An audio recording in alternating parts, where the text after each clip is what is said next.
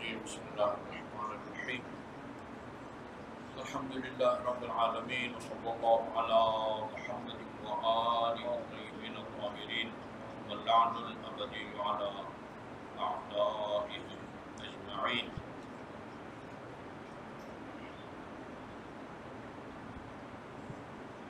نماز جماعت سے متعلق ایک دو مسائل بیان کروں گا.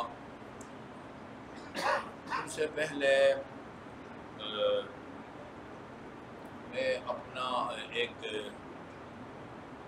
تاثر بھی کہہ سکتے ہیں اور ایک شرعی ذمہ داری بھی ہے.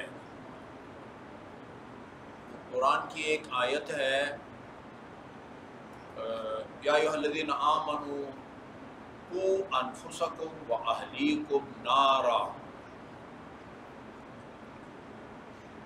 پہلے تو یہ عرض کروں کہ یہ مدارس میں ایک مضمون پڑھایا جاتا ہے، اس کو اصول فقہ کہتے ہیں. اس میں جو بحثیں کی جاتی ہے ان میں سے ایک یہ ہے کہ اسلام میں کچھ کام واجب ہیں، کچھ کام مستحب ہیں. 5 وقت کی نماز واجب ہے اور جو کہ 17 رکعت بنتی ہیں اور 34 رکعت جو ہے وہ نوافل ہیں. اچھا، اسی طرح روزے بھی بعض واجب ہیں بعض مستحب ہیں. اگر قرآن میں اللہ تعالیٰ حکم دیتا ہے فلاں کام کرو، یا رسول اور اہل بیت رسول کا فرمان رسول کا فرمان ہوتا ہے، یہ اس کو نوٹ کریں اور آگے پھیلائیں، اس چیز کو پھیلائیں کہ ہمارے ائمہ معصومین علیہ السلام کے اقوال یعنی چند واسطوں سے رسول خدا صلی اللہ علیہ وسلم کے اقوال ہوتے ہیں، یہ ان کے ذاتی خیالات نہیں ہوتے. یہ بہت سارے میں نے بڑے چینلوں پر بھی لوگوں کو یہ کہتے ہوئے سنا ہے، اہل سنت علماء کو، یہ ان کے اپنے اماموں کی باتوں پر عمل کرتے ہیں، حدیث پر عمل نہیں کرتے.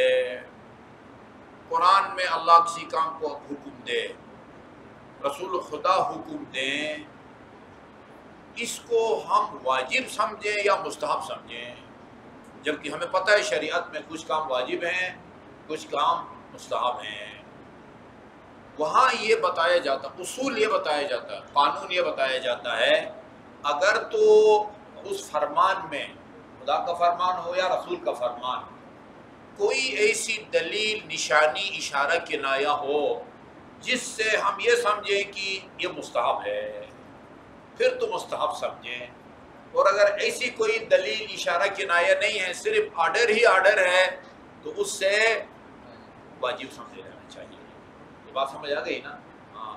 اگر قرآن میں یا حدیث میں کسی چیز کا حکم دیا جائے اور ادھر کوئی ایسی دلیل نہ ہو، اشارہ نہ ہو کہ یہ کام مستحب ہے، کرو تو ثواب ہے، نہ کرو تو کوئی گناہ نہیں ہے، تو اس آرڈر سے کیا سمجھیں گے؟ واجب سمجھیں گے. یہ دیکھیں قرآن کی آیت ہے قوا انفسکم واہلیکم نارا، اپنے آپ کو بھی جہنم سے، آگ کی آگ سے بچاؤ اور اپنے اہل خانہ کو بھی جہنم سے بچاؤ. بچاؤ.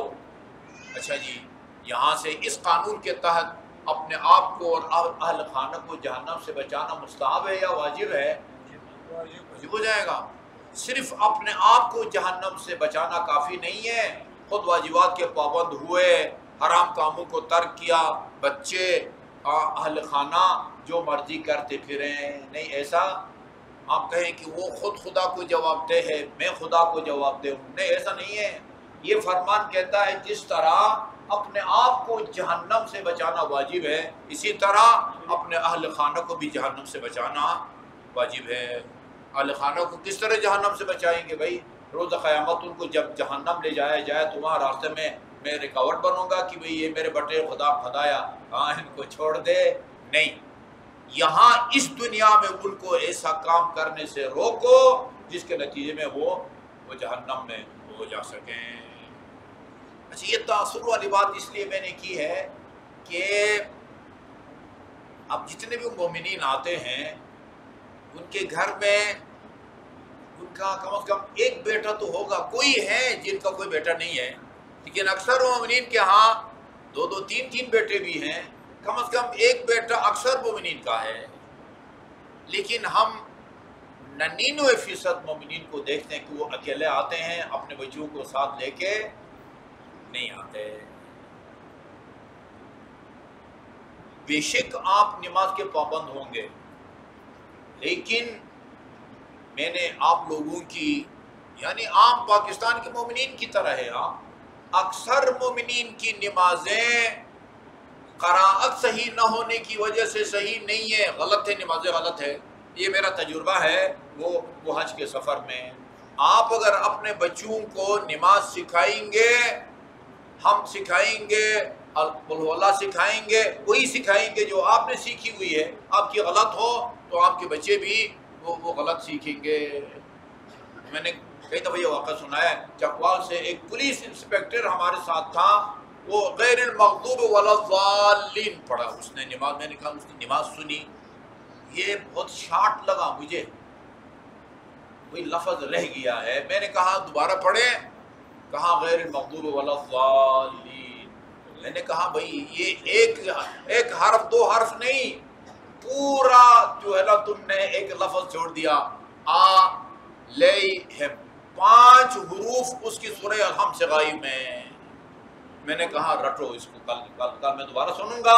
غیر المغضوب علیہم، غیر المغضوب علیہم، غیر المغضوب علیہم. 40-45 سال کا بندہ خدا ہے، ساری زندگی علیہم کے بغیر پڑھتا رہا ہے. میں نے کہا ہاں جی سناؤ، تو غیر المغضوب ولا الضالین. کہنے لگے آغا جی اب یہ نہیں جڑتا، کوئی ایسی صورت نکالیں کہ یہ علیہم کے بغیر جو ہے نا وہ کام چل جائے. وہ کیسے چلے گا بھائی؟ آپ کے اگر حروف غائب نہیں ہے، الفاظ غائب نہیں ہے، تو کم از کم حروف کی ادائیگی صحیح نہیں ہے. یہ ہمارا تجربہ ہے، اردو کی ادائیگی صحیح نہیں ہے. لہذا میری درخواست یہ ہے کہ جو مومنین مثلا ہمارے جعفر صاحب پتہ نہیں بہت دور سے آتے ہیں، ان کا بچہ ہے ہمارے ساتھ، ننا منا ان کا بیٹا نے حج کیا ہے ہمارے ساتھ. اس وقت پتہ نہیں 4-5 سال کا تھا. تو خیر یہ تو نہیں لا سکتے کہ ڈیوٹی ادھر ہے. جو مومنین یہاں قریب رہتے ان کے گھر میں بیٹے ہیں، ان کو لے کے آئیں، یہاں ساتھ لے کے آئیں، تاکہ ان کی نمازیں ٹھیک ہو سکے، ان کی قراءت ٹھیک ہو سکے. وضو کے مسائل بتائیں گے تو وہ صحیح وضو کر سکیں گے. اور یہ فرض ہے، جس طرح نماز پڑھنا آپ کے اوپر واجب ہے، اسی طرح اپنے آپ بچوں کو صحیح نماز طریقہ بتانا، سکھانا، صحیح وضو کرنا سکھانا آپ کا فرض ہے. لہذا میری درخواست یہ ہے کہ مجھے امید ہے آپ ہم کو مایوس نہیں کریں گے. کل جو ہے نا اپنے ساتھ بچوں کو بھی کچھ کی مجبوریاں ہوتی ہیں. اچھا جی عین نماز کے طور پر وہ ٹیوشن پڑھنے جاتا ہے یا ٹویٹر گھر آتا ہے، اب مجبوریاں ہوتی ہیں. اگر کوئی مجبوری نہیں ہے تو اپنے بچوں کو بھی لے کے آئیں تاکہ وہ دینی مسائل سے آگاہی حاصل کر سکے. اچھا جی بس.